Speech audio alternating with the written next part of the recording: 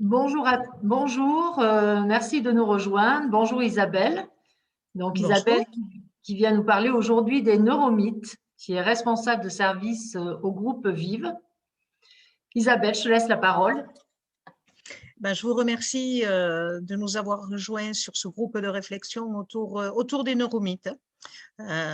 Depuis ces 20 dernières années, les neurosciences ont connu un intérêt croissant, tant chez les scientifiques que dans le grand public, et soutenues aujourd'hui par des acteurs politico-économiques très très larges. Les neurosciences aujourd'hui touchent aussi bien les métiers de l'accompagnement, qui sont les nôtres, que ceux du management, de l'enseignement, etc. Aujourd'hui, l'engouement des neurosciences est certain, il est important, si bien que certains parlent même de neurophilie parfois. L'attente est bien évidemment grande autour des neurosciences sur ce qu'elles peuvent apporter, et ce, tout professionnel confondu, quant aux potentialités d'opérationnalité à terme qui pourraient en découler. Malheureusement, les neurosciences se démocratisant de plus en plus, se démocratisent avec elles un ensemble d'idées reçues, de fausses représentations qui malheureusement ternissent un peu nos façons de travailler, ou du moins risquent à terme de nous faire perdre en qualité. Donc l'idée autour de l'heure sur laquelle vous nous avez rejoints, c'est d'essayer un peu de déconstruire toutes les fausses idées autour de ces neuromythes et voir lesquels on peut retenir ou pas, et est-ce qu'il est dangereux d'utiliser ce neuromythe au quotidien dans nos pratiques, ou alors est-ce que ce sont déjà des idées qui sont profondément ancrées dans nos pratiques et finalement elles ne nous gênent pas tant que ça, elles sont même un appui certain pour les professionnels. Donc on va essayer de détricoter tout ça et d'essayer de comprendre ce que se cache réellement derrière les neuromythes. Je vous propose, avant que je commence de vous expliquer tout ça, d'écouter une petite vidéo qui pose bien la problématique, à mon avis. On vous a sûrement déjà dit que nous n'utilisions que 10% de notre cerveau. Certains sites nous encouragent à passer des tests pour savoir si nous sommes cerveau gauche ou cerveau droit. Des méthodes miracles sont vendues pour apprendre des langues en dormant. Alors, mythe ou réalité? Le cerveau fascine. Nous avons tous un cerveau, mais nous ne le percevons pas directement. Il n'est pas comme notre main que nous pouvons regarder, toucher. Il n'est pas comme notre cœur que nous entendons battre. Nous savons qu'il intervient dans toutes nos perceptions, nos pensées, nos décisions, nos actions, nos rêves, mais lui, nous ne le ressentons pas. Nous lui prêtons des défauts quand il bug et de l'intelligence quand il nous rend service. C'est un organe vital que nous connaissons mal et qui se révèle peu à peu grâce à de nouveaux moyens d'observation. Dans cette vidéo, nous allons découvrir différentes croyances sur le cerveau appelées neuromythes.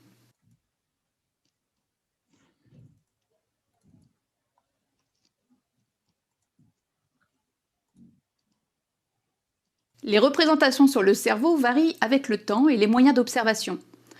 Au XIXe siècle, on ne pensait le cerveau que de façon descriptive et localisationniste. À une région du cerveau correspond alors un talent. La craniologie prétendait même qu'une région performante du cortex finissait par déformer l'os du crâne et former une bosse, d'où la bosse des maths ou la bosse du crime. Une bosse mal située pouvait conduire à la prison. En fait, s'il y a bien des zones dans le cerveau avec chacune des fonctions principales, avoir la bosse des maths dépend essentiellement d'une bonne connectivité entre différentes régions réparties sur le cortex, permettant de percevoir et de reconnaître les nombres, les mettre en relation pour effectuer un calcul et stocker un résultat pour s'en resservir.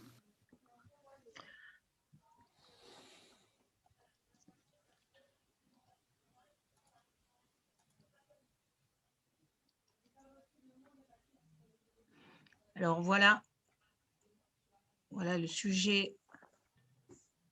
Cette vidéo est extrêmement parlante puisqu'elle vous donne un exemple justement de ces neuromythes. Alors, J'ai invité avec moi dans cette conférence Steve Messen, qui est professeur à la faculté des sciences de l'éducation de l'Université de Québec à Montréal, qui est professeur en neuroéducation. Et Steve Messen dit, il y a quelques années, la pertinence de s'intéresser au cerveau en éducation était plutôt limitée. Intuitivement, les chercheurs, les enseignants et les autres intervenants du milieu de l'éducation se doutaient bien de l'existence d'un lien important et profond entre le cerveau et les apprentissages.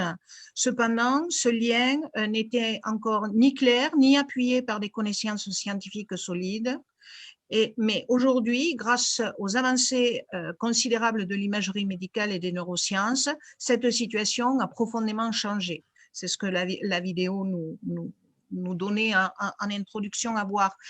Aujourd'hui, la place de plus en plus importante que prennent les sciences du cerveau dans notre société, toutes professions confondues, s'accompagne malheureusement aujourd'hui d'un effet assez délétère qui sont des simplifications excessives, parfois des distorsions de résultats expérimentaux, de leur interprétation, de certaines mécompréhensions du fonctionnement cérébral qui font que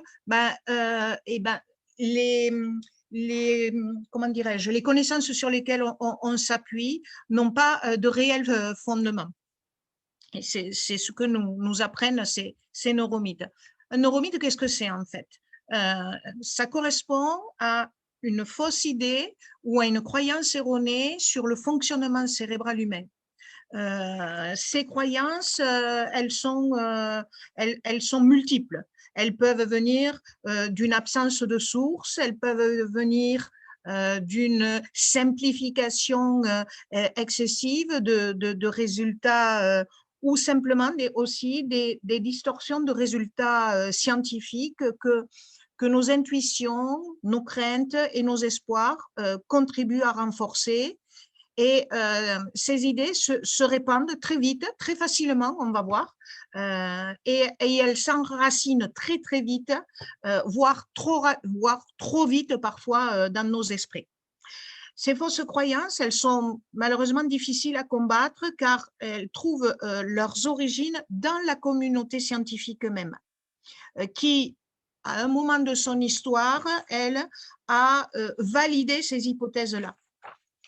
Plus ou moins, on va voir comment cela peut se produire. Alors, on va essayer donc ici de détricoter toutes les fausses représentations autour de ce fonctionnement cérébral. Leur dissémination aussi rapide est possible grâce aux médias de masse aujourd'hui. Et ces neuromythes, ils n'épargnent malheureusement aucun acteur de la société, ni, j'ai envie de dire, ni aucune région du globe. Ils sont partout présents, quelle que soit la culture, quelle que soit la langue, etc. Une des raisons principales pour que ces mythes se généralisent aussi vite, c'est qu'en général, ils sont simples à comprendre et ils reposent plus ou moins sur des bases scientifiques. On va voir ce que ça veut dire plus ou moins sur des bases scientifiques. Leur création, leur propagation reposent sur deux types de mécanismes, j'ai envie de dire. D'abord, sur des mécanismes individuels, sur la façon dont nous sélectionnons l'information, dont nous la comprenons et donc surtout la façon dont nous allons la mémoriser. Et puis, autre facteur déterminant, ce sont des facteurs beaucoup plus globaux, ceux-là sociaux, c'est la manière dont on va utiliser les sources et les modes de transmission des informations autour de ces neuromythes. Le problème avec les neuromythes, c'est que la ligne entre la science et la pseudoscience est extrêmement ténue. Le curseur est difficile à mettre. Donc, les neuromythes peuvent provenir du fait que la science progresse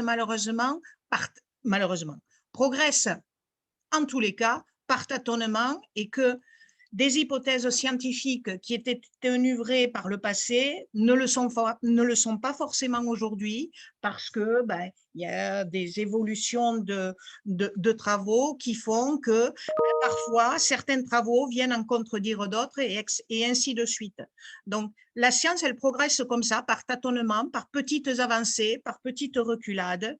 Et au fond, à travers les neuromythes, on voit que toutes les opinions se valent en fonction de l'époque. Elles sont relatives, elles sont contenues dans un contexte aussi social et elles appartiennent aussi à une culture particulière.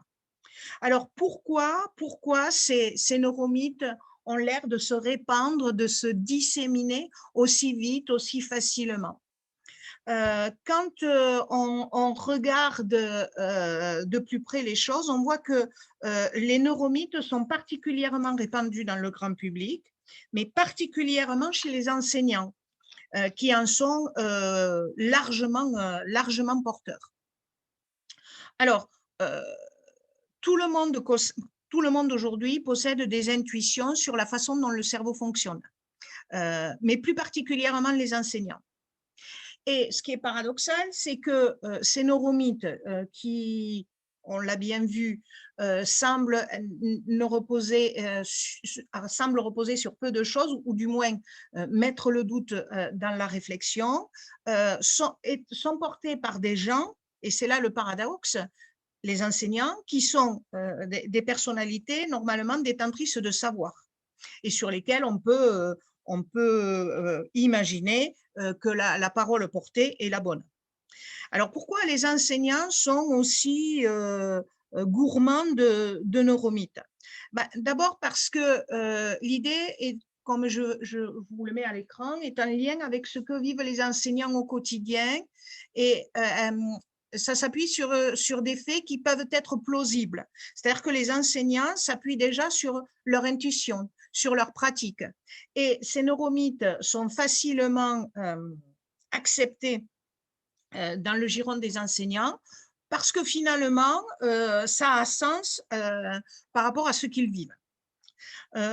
Autre idée, c'est que c'est vraiment en lien avec leur intuition de travail. Et ensuite, très facilement aussi, en général, les neuromythes, vous allez le voir, sont relativement simples, et plus ils sont simples, plus ils sont faciles à s'implanter dans le contexte de la classe. De plus, notre fonctionnement cérébral est particulier, c'est-à-dire que quand on est dans l'urgence, quand on est dans l'incertitude, quand on est envahi par un flot d'informations trop important, notre cerveau est fait de telle manière que souvent, c'est très confortable de faire appel à des raccourcis mentaux et de trancher au plus simple. Et ça, c'est en cela aussi que les neuromythes vont s'installer très, très facilement dans nos têtes. Et même les têtes les plus pensantes et les plus… Quelques exemples de neuromythes. Tout à l'heure, dans la vidéo, il y avait le mythe de la bosse des maths, on y reviendra tout à l'heure, mais on en a d'autres. Hein. On a ce qu'on appelle les styles d'apprentissage, c'est-à-dire que certaines personnes apprennent plus facilement à travers le visuel ou à travers les données auditives, ou peut-être plus par le kinesthésique. Un autre neuromythe qui accourt chez les enseignants aussi, c'est cette fameuse dominance hémisphérique, vous savez, cette histoire de cerveau droit, cerveau gauche, etc. Un cerveau plutôt analytique en opposition à un cerveau plutôt créatif. Et puis, aussi, on retrouve dans l'enseignement aujourd'hui ce qu'on appelle le brain gym, ces fameux exercices de coordination qui seraient cerveau droit, cerveau gauche, qui seraient susceptibles justement de développer nos capacités de concentration, de centration, etc. Dans la vidéo, on parle de la bosse des maths, et un des pères de ces neuromythes, l'origine des neuromythes en tous les cas, on la doit à Franz Joseph Gall, le père de la phrénologie, ce que dans la vidéo on appelle la craniologie. La craniologie, alors, C'est la craniologie ou la phrénologie au XVIIIe siècle, c'est une des premières tentatives d'établir des liens entre le cerveau et l'activité humaine. Cette discipline visait à étudier le cerveau humain en se repérant, comme elle le dit dans la vidéo, à la forme du crâne, qui était censée refléter la personnalité et surtout les capacités intellectuelles d'un individu. Cette théorie, qui est la phrénologie, cette théorie théoriserait, puisque postule que le cerveau n'est pas une masse homogène en soi, mais un organe plutôt doté de zones particulières, spécialisées, qui gouvernerait nos comportements dans la vie de tous les jours. Gall et ses partisans, parce qu'il ne sera pas le seul, il aura de nombreux adeptes, affirmaient que les régions du cerveau qui correspondaient aux fonctions d'un individu étaient de deux types. Il y avait les fonctions que l'individu utilisait énormément, comme il les utilisait énormément, quand on touchait le crâne, on avait l'impression d'avoir des bosses sur le crâne. Donc, quand on avait une bosse, c'était une zone qui était plutôt très utilisée. Et puis, à côté de ça, quand vous touchez votre crâne, qui dit bosse dit forcément creux.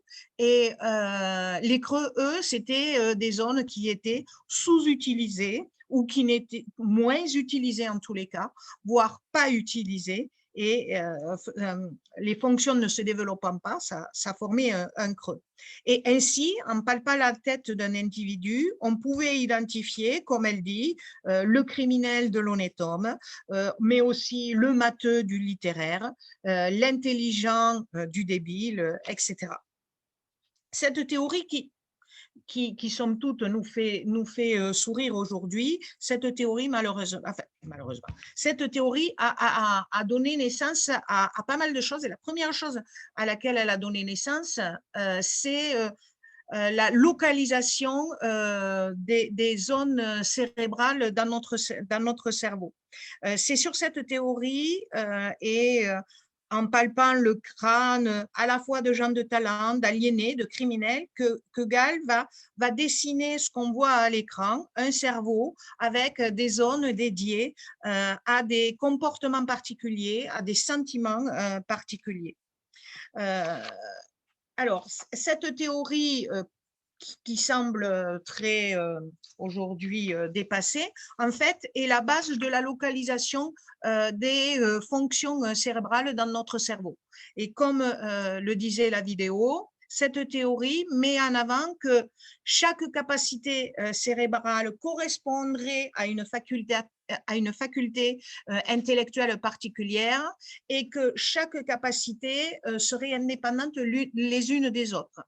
Ces facultés sont innées et elles ont une localisation cérébrale spécifique, d'où les creux, d'où les bosses. Et la personnalité de l'individu serait fonction de la taille de la faculté cérébrale développée. Alors, cette théorie a été longtemps utilisée. Elle donnera ensuite, par la suite, lieu aux travaux de Broca, Wernicke, etc. sur la localisation des zones cérébrales. Mais ce qui est important aussi de savoir, elle le disait dans la vidéo, elle disait que ça avait permis de séparer les criminels des honnêtes hommes. Et en fait, elle a aussi été utilisée en médecine légale. Elle a été reprise par notamment le médecin légiste italien Lombroso, qui lui était allé beaucoup plus loin que la palpation crânienne. Il avait fini aussi à définir des typicités particulières sur l'homme criminel tel qu'il le décrit, avec un long nez, etc. etc. Théorie qui a été utilisée jusque dans les années 50, il faut le savoir, justement pour faire du repérage, notamment en médecine légale, sur les éventuels tueurs en grande série, etc. Donc, la question qu'on se pose aujourd'hui, c'est comment, avec les connaissances que nous avons sur le cerveau aujourd'hui, on peut avoir des fausses représentations de son fonctionnement. Alors, il y a des tas de facteurs qui sont à l'origine du développement de ces neuromythes. Un des premiers facteurs, c'est l'essor de l'imagerie cérébrale. L'imagerie cérébrale qui est apparue dans les années 1970 est un progrès exceptionnel pour la connaissance du cerveau. Imaginez-vous, avant l'imagerie médicale, il fallait malheureusement attendre que la personne fasse un accident de vie, que son cerveau soit détruit et puis qu'elle en meure et qu'on l'autopsie pour voir, qu'on essaye d'examiner à travers la lobotomie, entre autres, quelles zones étaient susceptibles d'être nécrosées dans le cerveau pour ne pas avoir fonctionné normalement. L'imagerie médicale, elle va permettre de voir enfin un cerveau en action et surtout, elle va aussi pouvoir permettre d'étudier des cerveaux sains et pas uniquement des cerveaux malades. Donc, ces études-là, l'imagerie médicale va énormément révolutionner notamment les neurosciences puisque on va d'abord chercher à vérifier les connaissances du passé, voir si elles sont vérifiables avec l'imagerie et puis l'imagerie va nous permettre aussi d'aller beaucoup plus loin. Donc, l'essor de l'imagerie médicale est aussi en lien, on va le voir, avec le développement de ces neuromythes. Aujourd'hui, on a malheureusement une connaissance insuffisante du cerveau. C'est un territoire qu'on découvre, mais à peine. Et on a beaucoup de choses à découvrir sur ce fonctionnement cérébral. Imaginez-vous que ça fait à peu près à peine une trentaine d'années qu'on commence à comprendre plus ou moins cet organe, comment il fonctionne, etc., comment il perçoit, comment il comprend, comment il retient, comment il oublie, comment il est capable de se concentrer et parfois d'être distrait.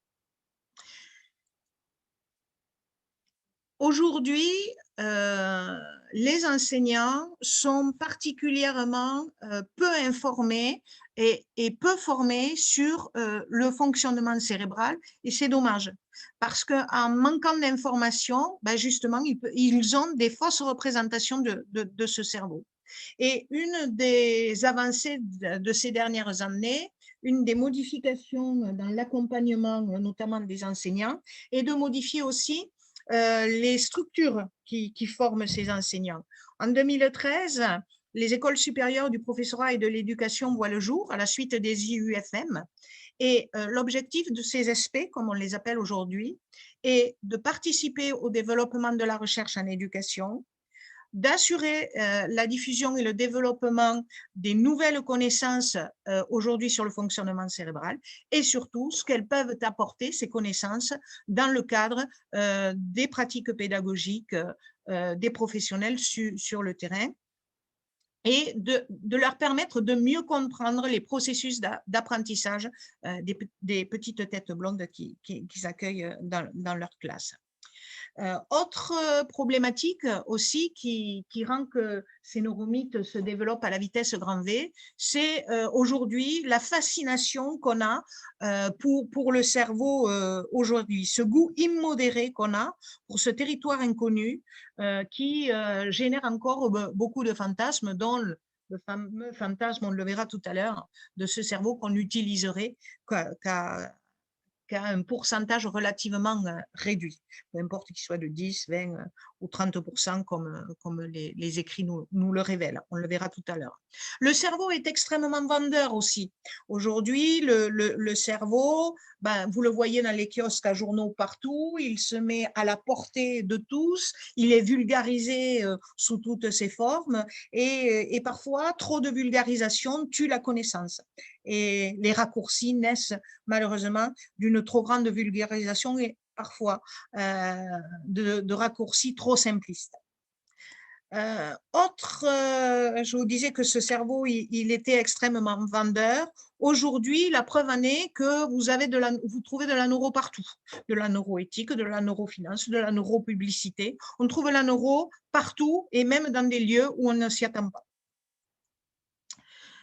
Cette appétence à vouloir naturellement tout simplifier, c'est un peu la base de notre fonctionnement cérébral à nous humains.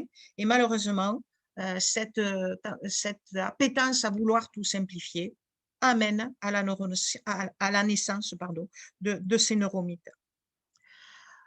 Autre problématique qui nourrit justement le développement de ces neuromythes, c'est des médias qui vont extrêmement vite, parfois trop vite, et qui prennent des études scientifiques en cours et qui n'attendent pas la validité définitive de ces études et qui très vite projettent des résultats pensant qu'avec les éléments qu'ils ont, ça suffit pour pouvoir élaborer une théorie.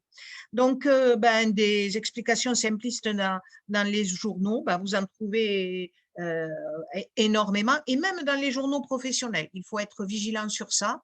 Je vous rappelle que une connaissance scientifique, elle a tout un cheminement. D'abord, elle doit être passée par le filtre de la démarche expérimentale, de la démarche scientifique. Et puis, quand on a trouvé un quelconque résultat, on doit le comparer à d'autres résultats, etc.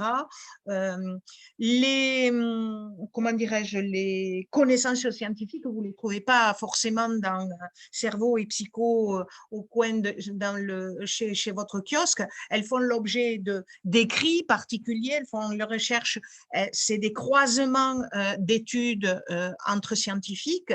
Donc, voilà, quelquefois des raccourcis qui sont faits trop rapidement parce que aussi on a une tendance à vouloir publier très très vite des résultats et malheureusement on ne prend pas le temps de tout vérifier.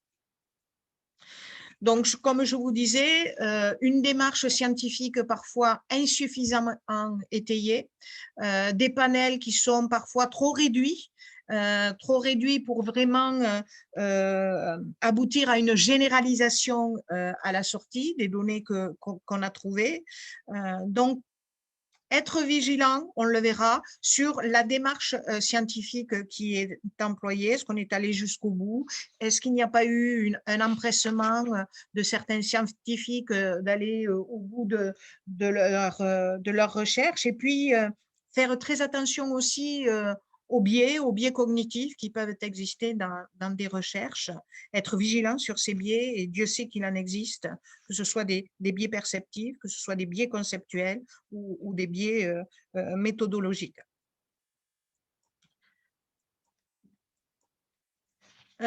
Parfois, c'est la résultante d'études anciennes qu'on a oublié d'actualiser, j'ai envie de dire. Voilà. Alors, on en verra un tout à l'heure assez parlant, c'est l'effet Mozart, que je vous réserve dans quelques minutes. C'est pour ça que je ne vais pas le développer là. Parfois, donc, des choses qui ont émergé, qui ont été insuffisamment étayées, mais qui demeurent parce qu'elles sont sympathiques, parce qu'elles plaisent à l'esprit, parce que, comme je vous ai dit tout à l'heure, finalement, les professionnels s'y retrouvent plus ou moins.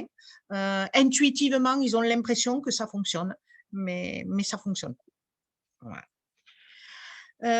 Parfois, l'utilisation à tort d'un vocabulaire scientifique un peu utilisé de manière désordonnée.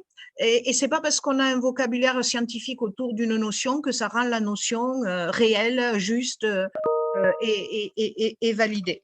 Donc là aussi, il faut savoir faire jouer son esprit critique, j'ai envie de dire, face à toutes les connaissances qu'on vous amène, qu'elles soient sur le fonctionnement cérébral ou autre. Ici, c'est le fonctionnement cérébral qui nous intéresse, ce sont les neuromythes.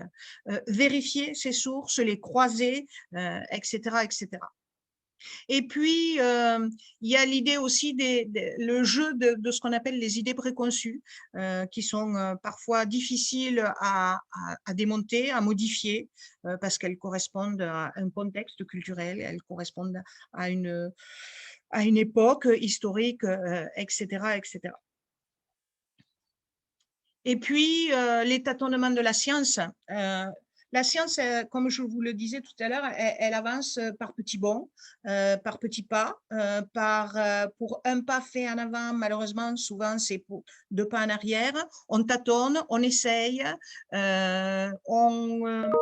on réfléchit à de nouvelles méthodes. Il faut aussi prendre en compte, comme je vous ai dit, le contexte, la période et tout. Et donc, voilà, la science, c'est pas quelque chose qui est sûr. Ça, on avance, on recule, on doute, on fait de nouvelles recherches. Et ça, c'est comme ça que la science avance et non pas par certitude, comme on peut le voir trop souvent, et comme ces derniers temps, malheureusement, cela a été vérifié. Un exemple même rapide et qui me plaît bien, c'est la fameuse saignée.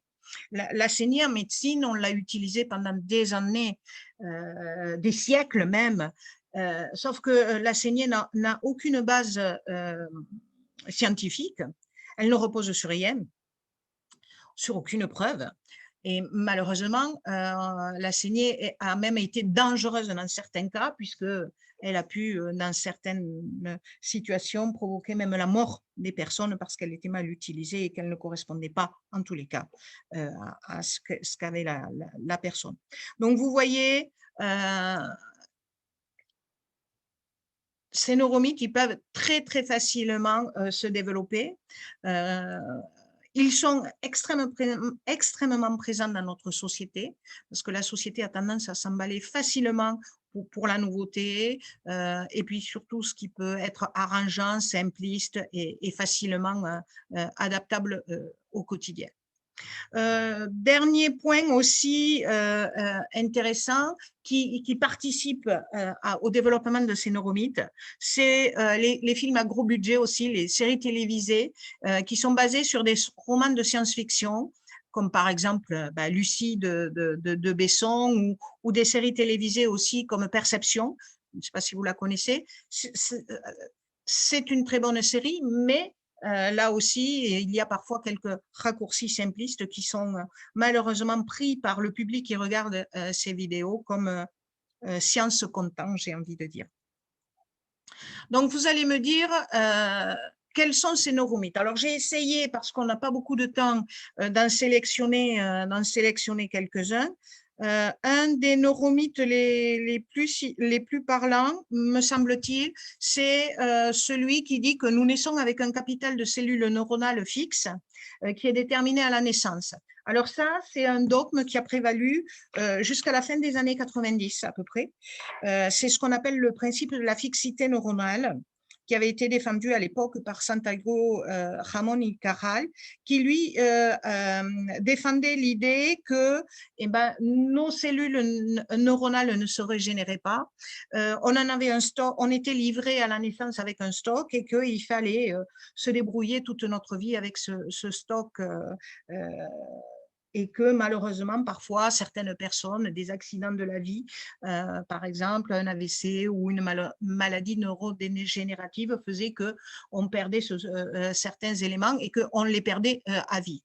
Cette idée-là, qui est fortement ancrée, qui était très fortement ancrée dans la communauté scientifique, aujourd'hui, très clairement, n'a plus de raison d'être, puisque aujourd'hui on sait que effectivement on est avec un certain stock neuronal, mais que ce stock il évolue au cours de la vie et qu'aujourd'hui on sait par exemple que à tout moment on a la possibilité de se créer des nouveaux neurones puisqu'il y a certaines zones du cerveau aujourd'hui qu'on identifie très clairement qui seraient des pouponnières à neurones. C'est le cas notamment de régions de l'hippocampe où on a la possibilité d'avoir aujourd'hui une fabrique à neurones qui serait susceptible de venir remplacer les neurones que nous perdrions dans les accidents de la vie, quels qu'ils soient. La seule chose qu'on ne sait pas aujourd'hui, c'est comment aller solliciter ces neurones pour pouvoir aller prendre la place de ceux qui sont défaillants. Et c'est sur cela que portent les études, notamment en ce moment. Autre mythe après l'âge de 20 ans, notre cerveau déclinerait. Ça, c'est l'idée, c'est en lien avec ce développement du cerveau de la naissance jusqu'à l'âge de 25 ans, avec les structures des fonctions exécutives, entre autres. En fait, il n'en est rien, notre cerveau ne décline pas. Il n'y a pas une, comment dirais-je, il n'y a pas de, la vieillesse n'est pas inscrite dans notre cerveau. La seule chose qui va, ce sont les organes qui vont eux-mêmes vieillir et qui vont faire qu'on les utilise moins bien, mais nos neurones sont toujours présents et on fabrique des neurones en permanence et il suffit de garder de l'activation cérébrale pour que ces neurones continuent à se créer, à continuer à être en communication entre eux. Et c'est cette communication justement qui permet la circulation la plus facile de l'information, la plus facilitante de l'information. Autre neuromythe qu'on croise aussi, c'est que tout se joue avant 3 ans. Vous savez qu'il y aurait des périodes de la vie où notamment les choses seraient plus faciles à faire parce qu'on est jeune, parce que c'est à ce moment-là que les principales connexions se mettent en marche, etc. Oui, il est vrai qu'il y a une partie qui est vrai. On a, en fonction des âges de la vie, des périodes plus propices au fonctionnement cérébral. On a des périodes où on a une forte activation neuronale, d'autres périodes où cette activation neuronale est plus ralentie, où il y a aussi de l'élagage neuronal, c'est-à-dire qu'on a certaines cellules neuronales qui n'ont pas pleinement, qui ne sont pas pleinement actives ou leur utilité n'est pas pleinement faite. Donc, il y a un ménage qui se fait au niveau neuronal, mais ce n'est pas pour autant qu'on ne peut pas continuer à apprendre et qu'on ne peut pas continuer à apprendre en dehors de ces périodes dites sensibles, ce qu'on appelle ces fenêtres d'apprentissage. Donc, vous voyez, des mythes comme ça autour du fonctionnement cérébral, eh bien, il y en a pléthore. Il y en a pléthore. Et la question qu'on pourrait se poser serait de savoir si, par exemple, le fait que ces connaissances ne reposent pas sur des étayages scientifiques avérés, est-ce que c'est grave? Est-ce que c'est dangereux? Est-ce que ça met en difficulté les personnes ou pas? Je reviens sur mon diaporama, etc. Excusez-moi, voilà. Alors, est-ce qu'il y a danger? Alors, j'ai essayé de voir le positif et le négatif dans ces neuromythes. Les neuromythes, le côté positif qu'ils ont, c'est qu'ils sont plutôt rassurants et qu'en général, ils donnent l'impression justement qu'on a trouvé une recette magique et que de cette recette déclinerait des stratégies qui sont facilement possibles à mettre en application et très rapides. Donc ça c'est le côté positif de ces neuromythes. Après, le côté négatif, ce qu'on pourrait leur reprocher, c'est peut-être une perte de temps, une perte d'énergie, parfois une perte d'argent, parce que quelques-uns de ces neuromythes sont aussi en lien avec, je dirais, un commerce, un certain commerce. Certains en vivent allègrement. Voilà. D'autres, le danger, c'est que ça peut à terme renforcer certaines dérives dans les pratiques professionnelles. Et puis, malheureusement, pour certaines d'autres neuromythes, ils ne sont là que pour un but purement mercantile, donc ils n'ont aucun intérêt, si ce n'est d'enrichir les gens qui les ont mis en place, qui les ont appuyés, etc. Mais dans notre pratique quotidienne, aucun neuromythe n'a mis en danger la vie des apprenants que nous avons ou quoi que ce soit. Alors, ces neuromythes, on a bien vu, hein, ces fausses représentations, elles sont quand même à combattre. Elles sont à combattre parce que malheureusement, s'appuyer sur des fausses vérités, c'est à terme avoir des pratiques dans lesquelles on va perdre confiance. Donc, on a tout intérêt, nous professionnels, quels qu'on soit, à les combattre. Et pour les combattre, Rien de plus simple peut-être que d'abord faire jouer son esprit critique, renforcer sa formation scientifique, aussi bien en formation initiale qu'en formation continue. Même un enseignant scientifique qui enseigne la SVT, la physique, la chimie, tout ce que vous voulez, les mathématiques, etc., c'est quelqu'un qui est pointu dans son domaine, mais ce n'est en aucun cas un scientifique au sens de scientifique de recherche. Être scientifique, c'est faire de la recherche fondamentale, faire de la recherche appliquée, et puis essayer de voir aussi comment, pour lutter contre ces neuromythes, on pourrait faire la passerelle entre le monde scientifique et les praticiennes de terrain. Donc là, il y a un gros travail à faire aujourd'hui parce que malheureusement,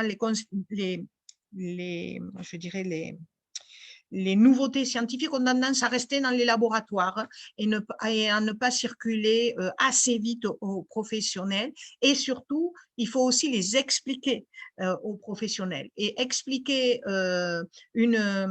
une théorie et tout, c'est pas simplement que la vulgariser. Il faut aussi savoir l'étayer avec des concepts scientifiques, faire du lien entre les concepts. Donc là aussi, c'est pas donné à tout le monde d'avoir cet esprit critique sur ses connaissances. Vérifier ses sources d'information, bien évidemment les croiser le plus possible. Je vous rappelle que les sources scientifiques sont listées, elles sont bien définies. Les sources scientifiques, ce n'est pas Cerveau et Psycho, bien que j'ai rien contre ce magazine particulier, ça m'arrive de le lire aussi, mais une étude scientifique, c'est publié dans des revues spécialisées particulières, des revues qui sont en général de publications anglaises parce que c'est en anglais que justement c'est la langue qui est la plus partagée par les scientifiques dans le monde et c'est à travers cette langue que les scientifiques vont pouvoir comparer leurs connaissances, etc., les remettre sur l'ouvrage, etc., etc. Et puis, pensez aussi que faire le lien créer des passerelles entre justement le monde des sciences et les praticiennes de terrain. Ne pas céder bien évidemment à la première interprétation, ne pas céder à la simplification, avoir une démarche scientifique personnelle éprouvée pour analyser les sources, les nouveautés, les remettre, comme je vous disais, sur l'ouvrage en permanence, faire le lien avec les praticiennes de terrain, mais aussi impliquer les scientifiques dans la médiatisation de ces connaissances, parce que médiatiser une connaissance, c'est pas aussi facile que ça. Et regardez dans les scientifiques aujourd'hui, les véritables médiateurs, les passeurs de savoir sont relativement peu nombreux parce que ce n'est pas donné à tout le monde d'arriver à faire passer ces connaissances auprès du grand public, sans perdre bien évidemment de la qualité dans les informations qu'on va transmettre. Voilà. Alors, je ne sais pas si vous avez des questions autour de ces neuromythes. Est-ce que vous-même, vous en croisez dans votre pratique de terrain tous les jours? Sûrement. Certains, vous les avez pratiqués dans vos formations initiales aussi, je pense. Voilà. Est-ce que ça vous empêche, comme je vous l'ai dit, de travailler? Est-ce que c'est un point d'appui pour vous? Est-ce que malgré le fait de savoir que, voilà, c'est pas tout est fait étayé scientifiquement, vous continuez à les utiliser parce que justement, vous savez pas pourquoi, mais vous sentez que ça marche? Emmanuel? Oui, moi je voulais juste faire un retour parce que donc je travaille sur plusieurs services, mais entre autres sur un hôpital de jour pour adultes déficients visuels. Et forcément, selon les générations qu'on accueille, il y a tout un lot de neuromythes. Alors c'est par génération, hein, mais et ils arrivent avec tout leur questionnement et ils aimeraient partager ça avec nous et qu'on puisse y adhérer parce que ça les rassure quelque part, qu'on puisse se dire ah, oui, complètement, on va dans votre sens, on partage ça avec vous. Donc, c'est toute une espèce d'habileté, un chemin de crête où il faut savoir écouter, savoir peut-être leur dire peut-être, peut-être pas, pour pas trop les déstabiliser, tout en étant quand même voilà, passeurs de savoir et de connaissances sur leur propre déficience visuelle, quoi. C'est vrai que c'est le plus dur, c'est-à-dire les prendre, comme vous dites, les prendre en considération, mais pas tout à fait pour permettre à la personne d'avancer sur la réflexion et tout. C'est parfois, comme vous dites, on est sur un chemin de crête et le danger de tomber dans la simplification est grand, c'est vrai. Alors, Johanna nous dit, il m'est arrivé plusieurs fois d'entendre le mythe du cerveau droit, cerveau gauche, auprès d'entourages proches et de professionnels, enseignants spécialisés, psychologues, éducateurs. Effectivement, les mythes ont la vie dure. Alors, effectivement, ça fait partie des mythes qui sont particulièrement… J'ai peut-être un petit problème avec mon écran, Daniel. Alors, il suffit juste que tu ailles en haut sur ta barre des tâches et tu enlèves le partage. Et j'enlève le… Ah, ben c'est voilà, arrêtez. Voilà. Effectivement, le cerveau droit, cerveau gauche est un des mythes les plus ancrés alors dans les professions de l'enseignement, dans les professions du soin, dans les professions de la rééducation. C'est ce que je voulais dire. Il correspond à… Alors, c'est pareil, comme le disait Emmanuel tout à l'heure, ça correspond toujours à un contexte social, économique, à une culture, à un moment donné, particulièrement celui-là.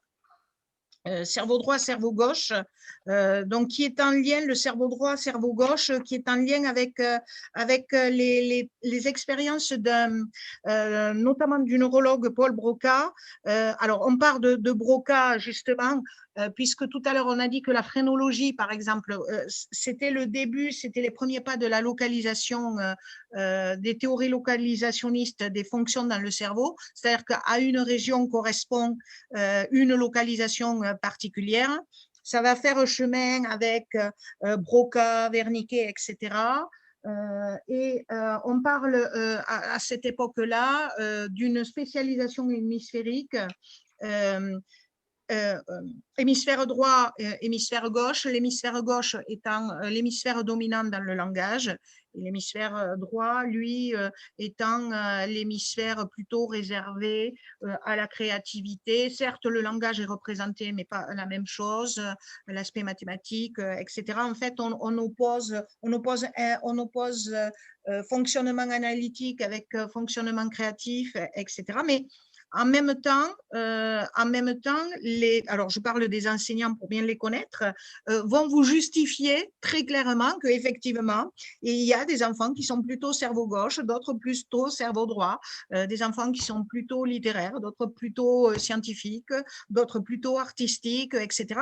Et malheureusement, un neuromythe en entraîne un autre, c'est-à-dire que ce type de neuromythe va déboucher sur un autre type de neuromythe, celui des styles d'apprentissage, par exemple, où on est plutôt visuel, plutôt auditif, plutôt kinesthésique pour apprendre, etc.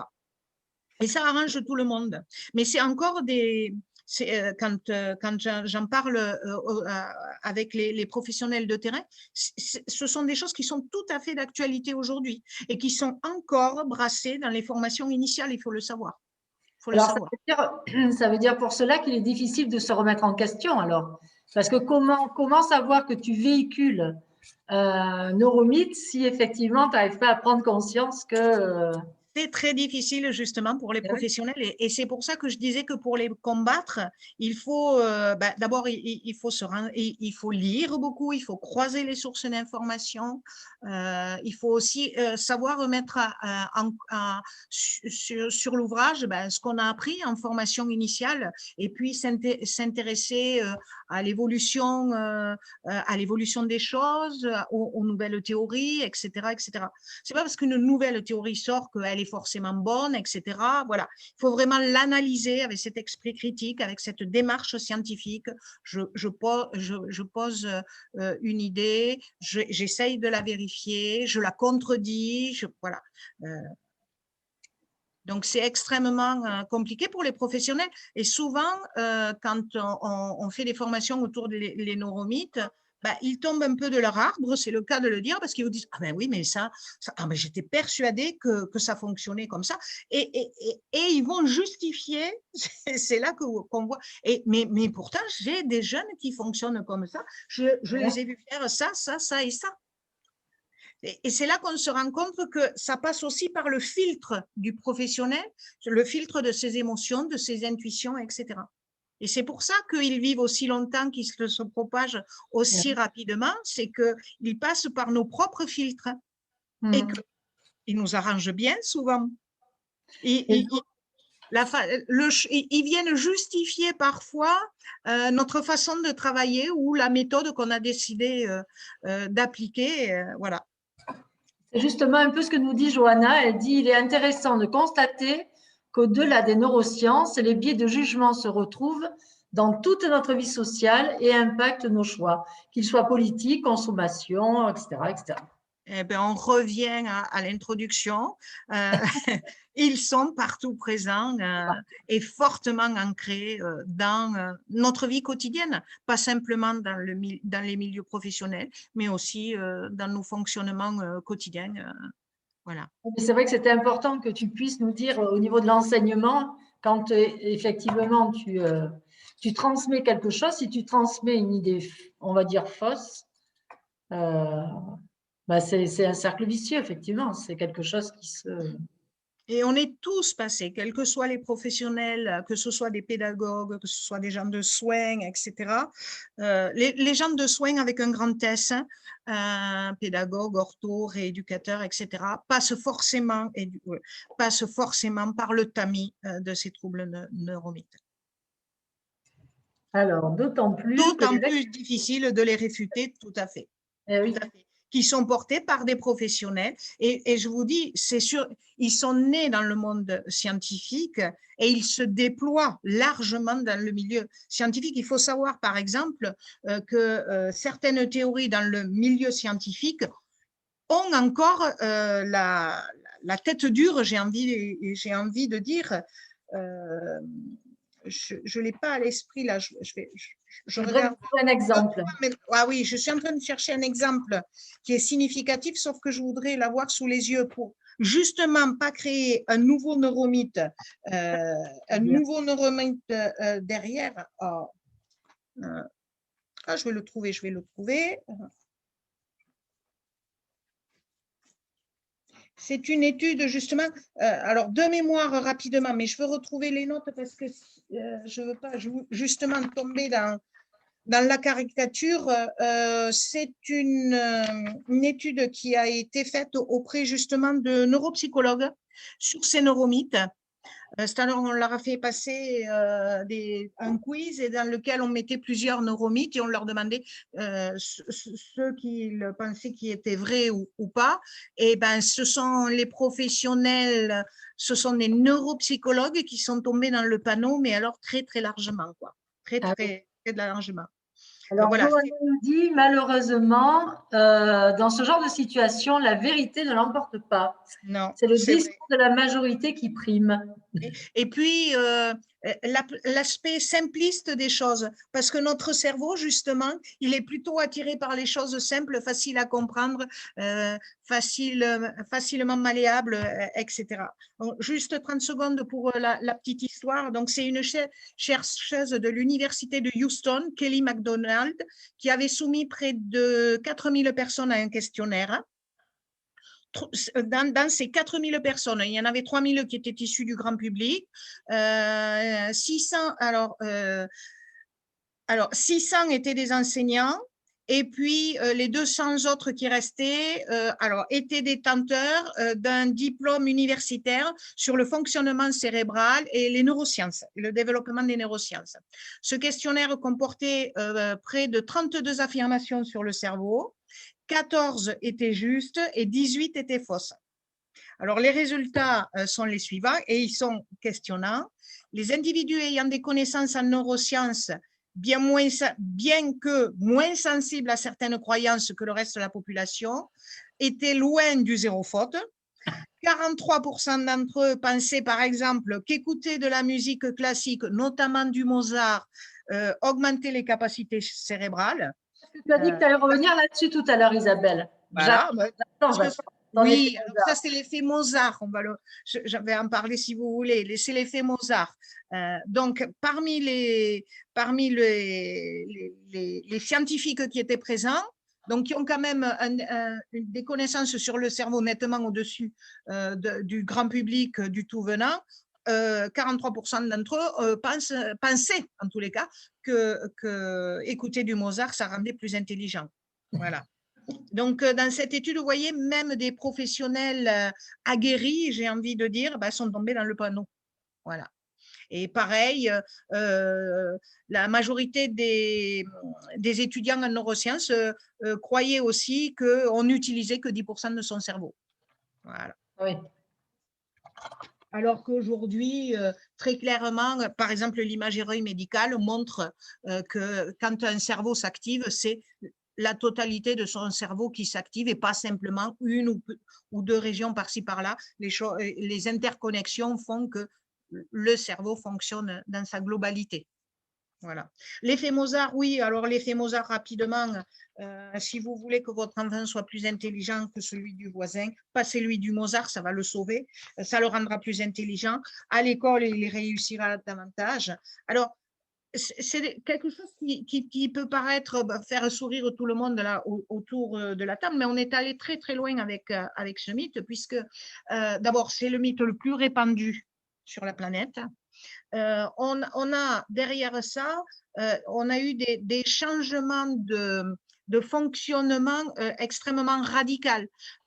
On s'est mis, par exemple, aux États-Unis, où il est particulièrement implanté, on s'est mis à développer des CD de Mozart pour faire de l'écoute auprès des enfants les plus jeunes, en pensant que, bien évidemment, avec la plasticité cérébrale en plus là-dessus, si en plus ils écoutent du Mozart pratiquement dans le ventre de la mère, alors là, on est assuré d'avoir des petits génies à la sortie. Et puis, on s'est mis aussi à faire écouter du Mozart aux bananes pour qu'elles poussent mieux, pour qu'elles aient plus de goût. On est passé par des choses assez ubuesques. On a mis aussi Mozart dans les vignes. Alors, je ne sais pas si dans le Bordelais, si le Bordelais a cédé à cette nouveauté, mais en tous les cas, ça s'est vu dans certains pays. Donc, vous voyez, des choses avec des dérives pas possibles. Alors, bien évidemment, aucune vérification scientifique. On a tenté de le vérifier et que vous écoutiez du Mozart de l'Indochine ou du je ne sais pas qui, voilà, ça ne fait pas avancer les choses plus que ça. En tous les cas, ça ne vous rend pas plus intelligent. Voilà. Donc oui, vous voyez que des neuromythes comme ça, on en a à l'appel. On en a à l'appel. Ils ne nous empêchent pas de vivre. Ils ne nous mettent pas en danger. Notre vie n'est pas… Voilà, notre diagnostic vital n'est pas en jeu quand on pratique un neuromythe, mais ils font perdre confiance. Et à terme, c'est de la perte de confiance dans la pratique du professionnel qui pourrait être mis en jeu, par exemple. Ah oui, bien sûr. Voilà. Bien sûr, ça discrédite quand même. Ça discrédite énormément. Ça peut discréditer certaines pratiques professionnelles. Voilà. Ah oui, bien sûr. Et c'est là le danger. Après, il y a parfois des choses où il est difficile de trier le bon gré de livret. Je prends par exemple, entraîner son cerveau, faire des sudoku, etc., des mots croisés, ou utiliser tous les petits logiciels qui sont sortis à une époque sur tablette, etc., pour garder le cerveau en éveil, etc. Oui, mais c'est utile justement pour garder du lien, voilà, pour garder de l'énergie, la façon de penser. En fait, ce que ça crée, vous êtes obligé d'utiliser votre raisonnement, donc vous allez faire fonctionner là-haut vos connexions neuronales. Et on sait que être intelligent, c'est pas le nombre c'est pas le volume de neurones qu'on a, c'est le nombre de connexions qu'on est capable d'établir entre ces neurones qui va rendre la personne plus intelligente. Voilà. C'est parce qu'elle va faire fonctionner tout ça, parce que l'information va circuler d'un neurone à une autre plus facilement, plus rapidement, etc., que la personne va être voilà, plus fine, plus rapide, plus intelligente, entre guillemets, que les autres. Mais en aucun cas, c'est la taille de son cerveau ou voilà, ou le nombre de neurones. Quand on a étudié le cerveau d'Einstein un peu plus près, voilà, on s'est rendu compte qu'il avait un cerveau plus léger que la moyenne, donc en gros plus petit que les autres. En fait, ce qui faisait la différence, lui, par contre, c'était le nombre de connexions que son cerveau était capable de brasser à la minute, etc. Donc, c'était vraiment la vitesse de traitement de l'information, le nombre de connexions que son cerveau était capable de mettre en mouvement.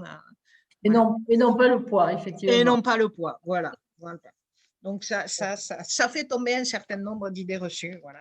Comme quoi, ça n'a jamais été la taille, mais plutôt la façon dont on se sert, dont on utilise son cerveau qui est important. Voilà.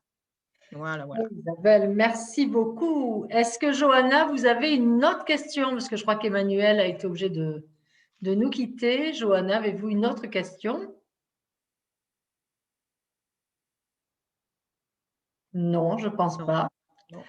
Bien, Isabelle, non, je te remercie beaucoup pour justement nous avoir éclairé sur ces neuromythes. Et puis, en fait, si on veut en savoir un petit peu plus, je pense qu'on peut aussi avoir une formation. Évidemment, ce n'est pas en 1 heure que tu peux tout développer. Non, on a brassé voilà, les plus emblématiques, on va dire, mais c'est vrai qu'il y en a énormément et c'est vrai que oui, on pourrait passer 1 ou 2 journées à faire le tour de ces problématiques. L'idée, c'est de voir comment ils sont nés parce que voilà, souvent, ils ont comme je vous ai dit, ils ont une source scientifique, donc il faut aller à la source. Mais seulement, c'est étudier la dérive qui a fait qu'à un moment donné, cette connaissance est tombée dans le domaine des neuromythes. Et peut-être comment on peut en faire naître d'autres. Donc, il faut être vigilant. Voilà, je pense que même encore aujourd'hui, on en fait naître d'autres, inconsciemment, involontairement, d'où l'importance justement de bien vérifier la source de ces informations, de croiser ces connaissances, d'avoir ce regard pluraliste autour de la connaissance de l'information qu'on passe. Et surtout maintenant, avec les réseaux sociaux, effectivement, il y a tellement de, comme tu dis, qui vulgarisent tout un tas de propos et qui pourraient faire qu'on se les approprie sans vraiment, effectivement, comme tu dis, aller vérifier à la source si on est dans pas dans la vérité, parce qu'il n'y a jamais une vérité, tout ça bouge tout le temps. Mais tout à fait. Isabelle, je te remercie beaucoup. Merci.